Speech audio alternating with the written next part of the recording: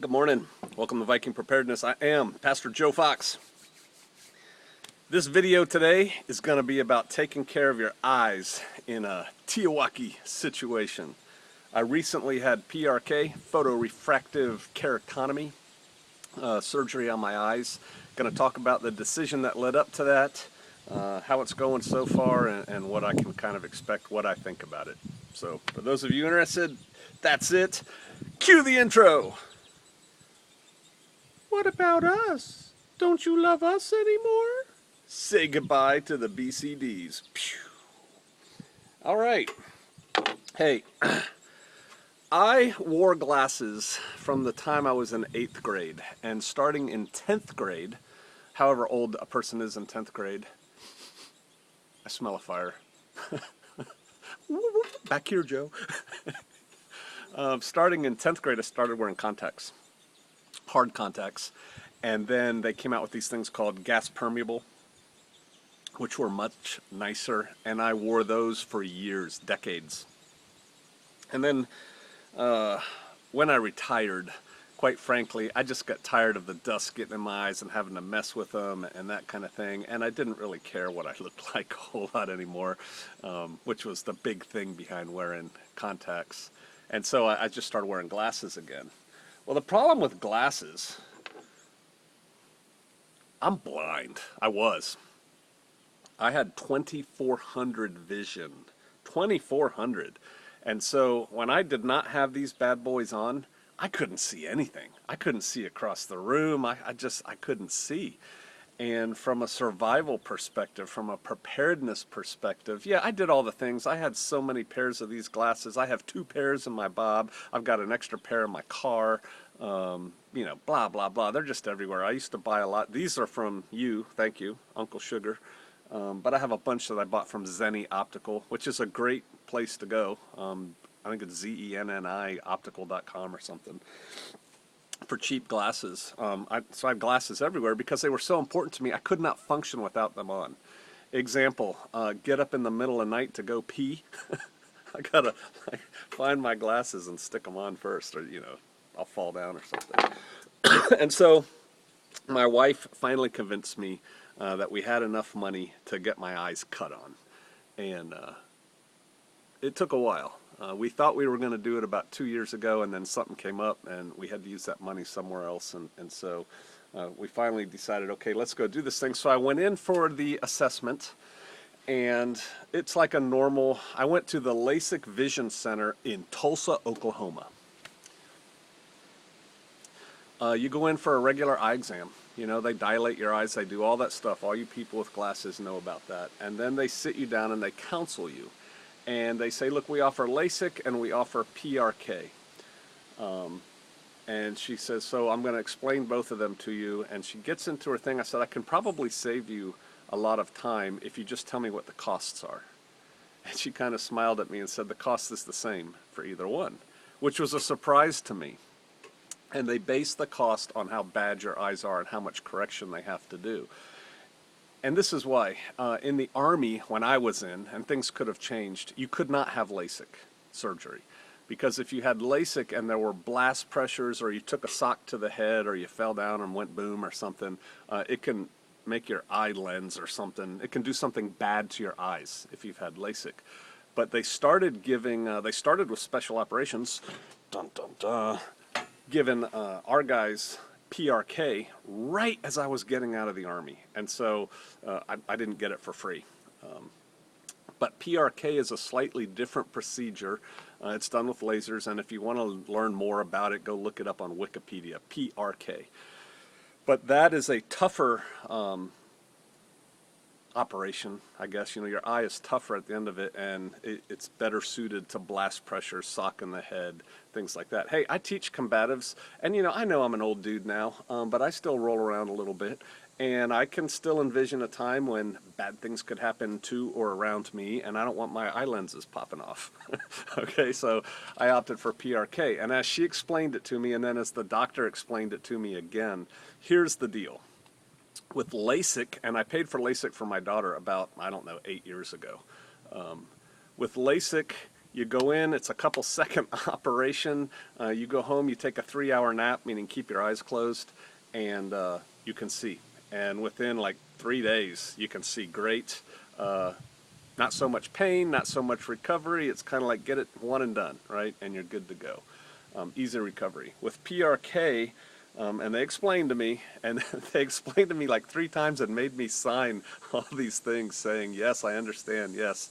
It could be 4 to 5 days of extreme pain and blurry vision. And then they said it can take up to 6 months for your eyes to go and laser in, as opposed to LASIK, it's like the next day. It can take longer for PRK. And they went over and over how painful it is. I vaguely recalled a buddy that I had. I was a civilian working for the Department of Defense, and he was a soldier who had had his eyes PRK'd, and he told me it was miserable for a week. And I'm like, you know what? I'm a Green Beret, former. I can take it. I want tough eyes. And so I went and I had the procedure done a week later, which was yesterday. You go in. Oh, and they told me before I came back I had to buy these. And they're, I'm telling this for those of you considering it, they're preservative-free eye drops. And they explained to me, you know, they have to be in single dosage containers and stuff, and I had to come with a 30-day supply, so I bought those at Walmart. And then they gave me a prescription for 2 drugs that I had to bring with me to my procedure a week later. I can't read them right now. We're going to get into that in a minute. But one is basically antibiotic drops, and the other one is, I think, steroid drops. And I have to stick them in my eyes every 6 hours. So I had to buy this, and I had to show up to my procedure with these. And so I show up, they check me out, they make sure I have everything, and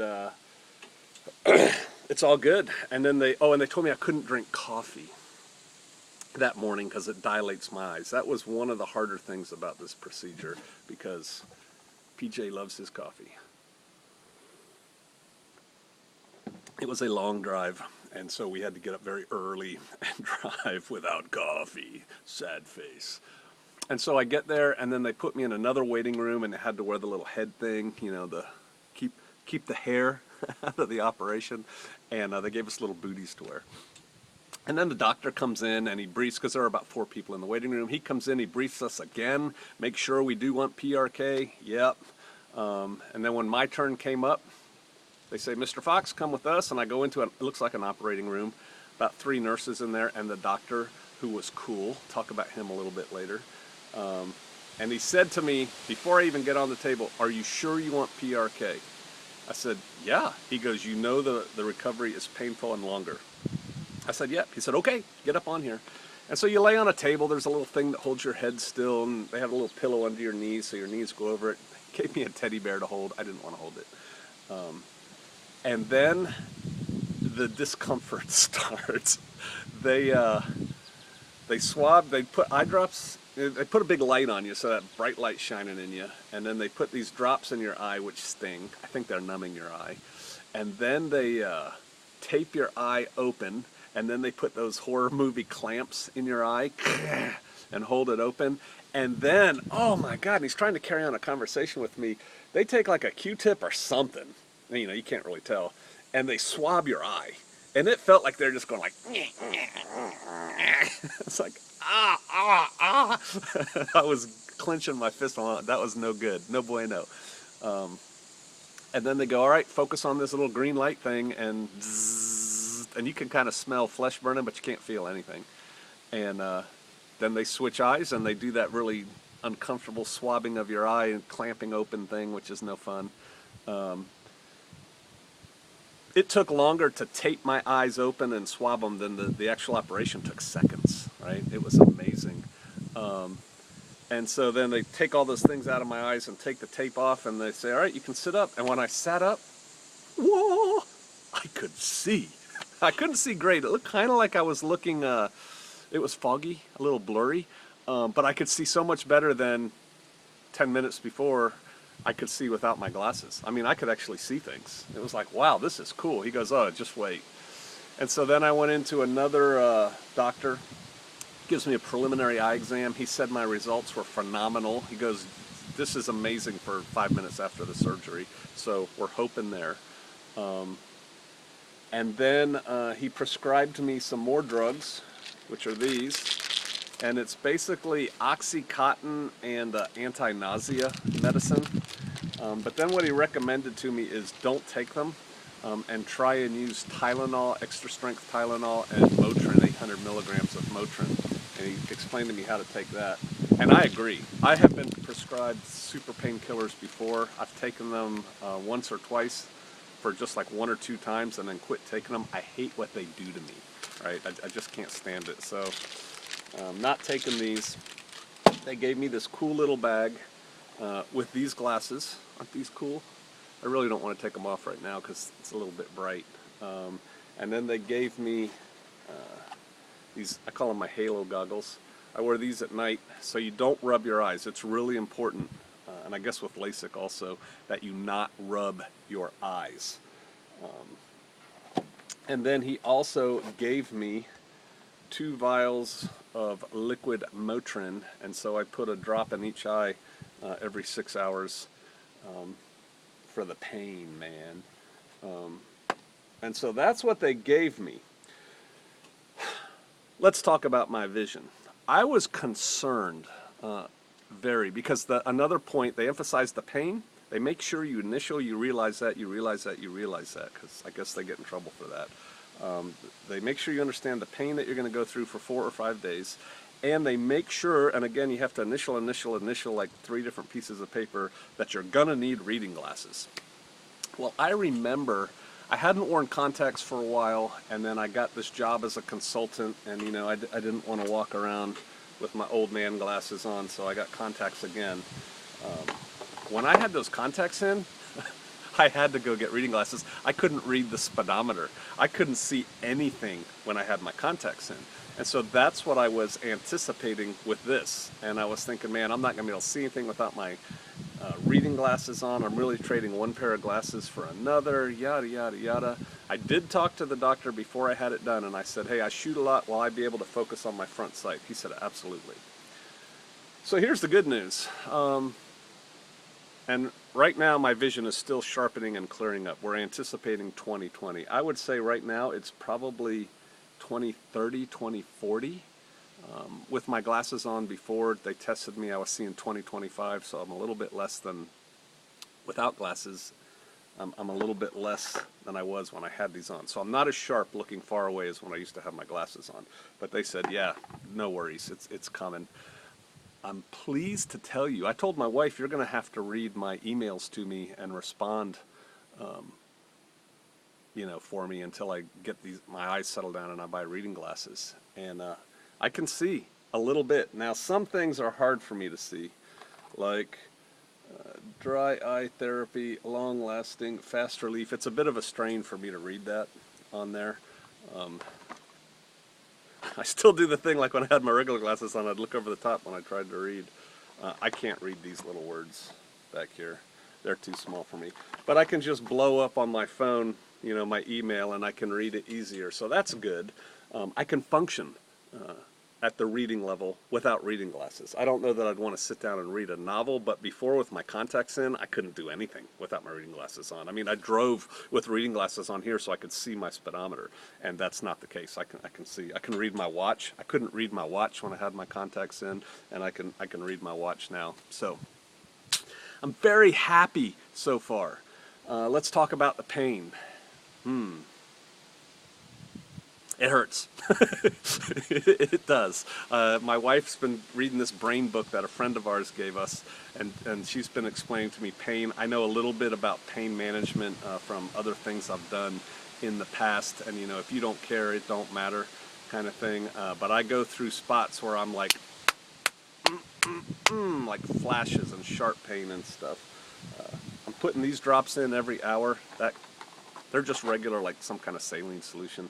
That helps a little bit. Every now and then I get these sharp pains across my eye, and it feels like you're pushing your thumbs on my eyes right now. It's kind of what it feels like.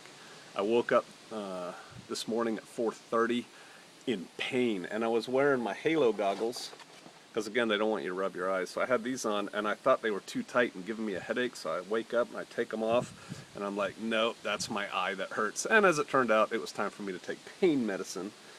So that was cool. So I did that. My surgery cost $3,500. That's me. I had 2400 vision. If you have better vision, I think it costs less. So far, I think it was worth it. Once these eyes clear up, I'll tell you it was worth it. You know, I want to be able to see 20/20. And I told the guy 2010, 2015 will be okay too.